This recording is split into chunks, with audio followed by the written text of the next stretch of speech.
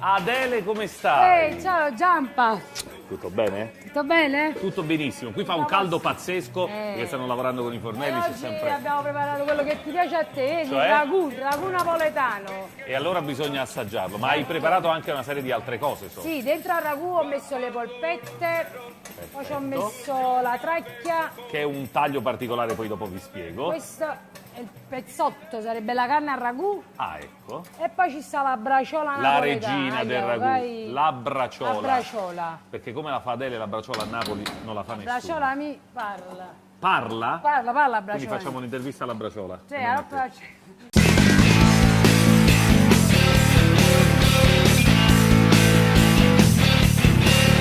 Agli inizi del Trecento, a Napoli, c'era una compagnia di bianchi predicatori. Se ne andavano in giro per i vicoli del centro storico a predicare misericordia e pace. Nello stesso periodo, però, in via dei Tribunali, da queste parti, in un palazzo che esiste ancora, c'era un signore tremendo, cattivo, cattivissimo, che nessuno riusciva a far riappacificare con i suoi nemici. Nemmeno il figlioletto di 3 mesi, che pensate, a soli 3 mesi incrociò le braccia e gridò anche lui, misericordia e pace. Non ci riuscì nemmeno la sua serva, che gli preparò il suo piatto preferito, un piatto di maccheroni bianchi, che all'improvviso divennero rossi come il sangue. Poi che cosa successe? Che la stessa cosa la fece la moglie, cercando di farlo calmare. Niente, i maccheroni divennero rossi. Lui li assaggiò e li trovò buonissimi. Così decise di riappacificarsi con i suoi nemici per l'occasione e di dare a quel piatto il nome di suo figlio, Raoul. In realtà il termine deriva dal francese ragout, ragù, che fondamentalmente indica un tipo di cottura di carne e verdure. Quindi le leggende non c'entrano niente.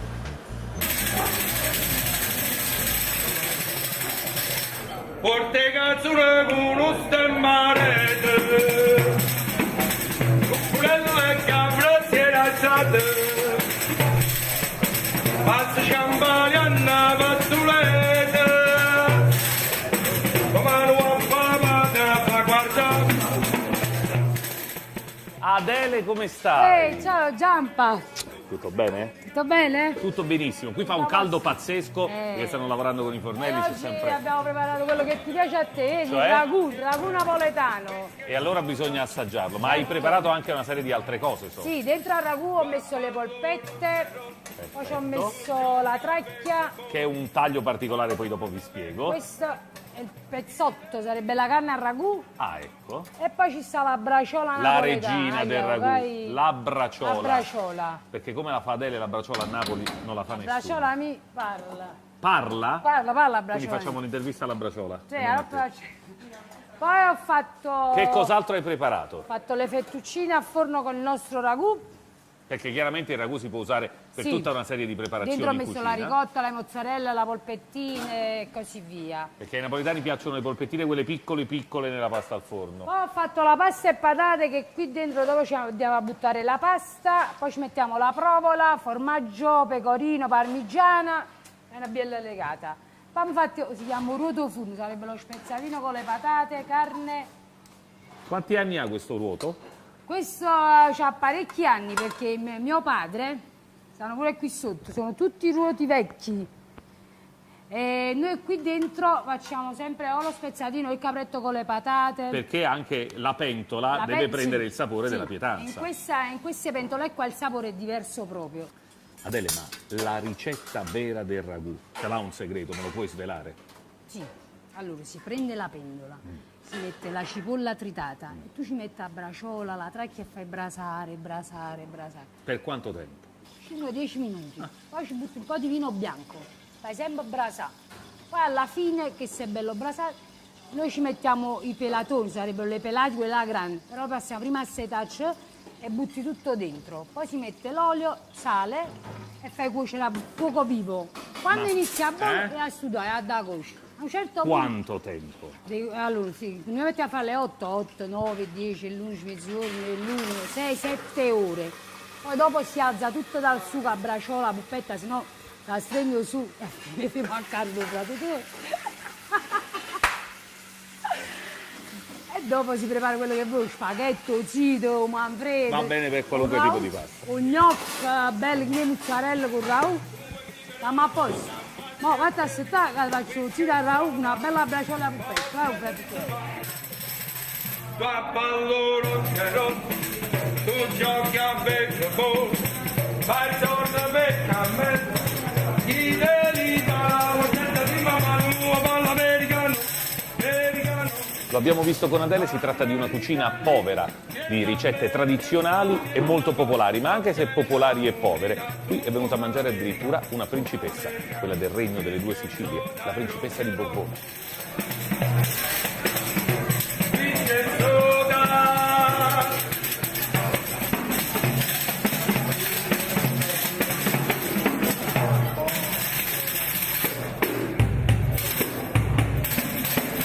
Oh, finalmente Adele è arrivata con tutta questa straordinaria mercanzia. E poi metti questo tutto insieme. E quella è la Questa parmigiana di melanzane. Poi ti mangi prima questo e poi dopo ti mangi queste cose insieme. Va benissimo, Buon appetito. grazie mille. Ciao. Tra le altre cose, questi che sono preparati con il sugo del ragù hanno dato vita in realtà anche a quest'altro piatto che è il secondo per intenderci. C'è la polpetta, che è immancabile quando si prepara il ragù, c'è la braciola, che dalle altre parti in Italia in realtà la intendono come una fetta di carne. Qui fondamentalmente la fetta di carne è arrotolata con un ripieno particolare, formaggio, aglio, prezzemolo, pinoli, uva passa ed ha un sapore straordinario. E poi c'è la costia di maiale, che da queste parti diventa in realtà a tracchiolella ed è assolutamente straordinaria da assaggiare. Poi a Napoli i contorni sono un piatto vero e proprio, non sono semplicemente qualcosa che serve per accompagnare il pasto. Questa è la famosa parmigiana di melanzane, piatto che ebbe origine nel nord Italia, proprio nel Granducato di Parma, e che poi in realtà è stato trasformato in questo modo dai napoletani, melanzane fritte e poi messe una sull'altra con della salsa di pomodoro e una farcitura. Assolutamente straordinario. Assaggio per voi.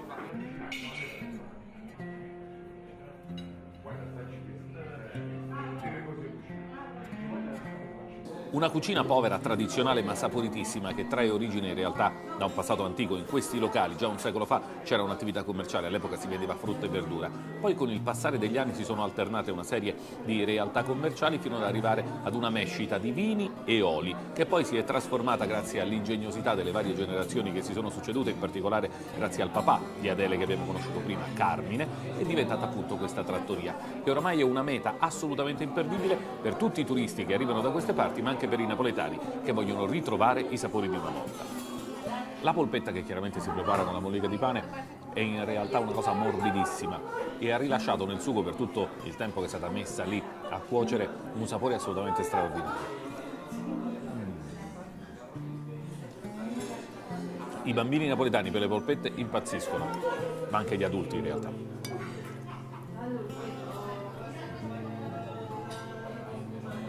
Per quella ci vuole il coltello, che in una trattoria che si rispetti ovviamente è sempre diverso in ogni tavolo dove vi sedete. Qui le posate sono tutte diverse.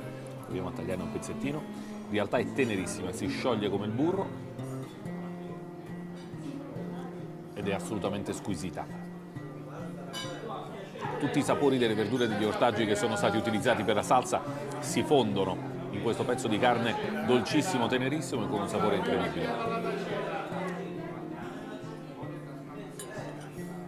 E non può mancare adesso un assaggio di parmigiana di melanzane. Tra l'altro dovete sapere che i napoletani utilizzano la parmigiana di melanzane spesso anche come farcitura per i loro panini, da portare in giro nelle gite fuori porta, magari quando vanno allo stadio a vedere la partita della loro squadra del cuore. Quindi il pane è assolutamente il fidanzato della parmigiana di melanzane, che va assaggiata esattamente così, insieme ad un bel pezzo di pane con la mozzarella che fila e che viene fuori.